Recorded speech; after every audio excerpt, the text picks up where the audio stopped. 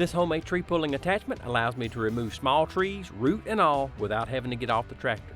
It's designed to operate from the 3-point hitch, and except for the hardware, it's made entirely from old discarded scrap metal.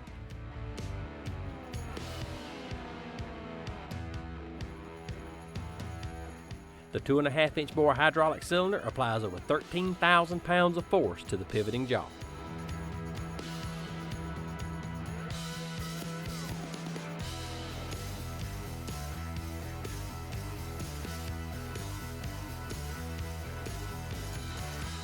To see the long form video, as well as other cool videos, check out my YouTube channel, Southern Ingenuity.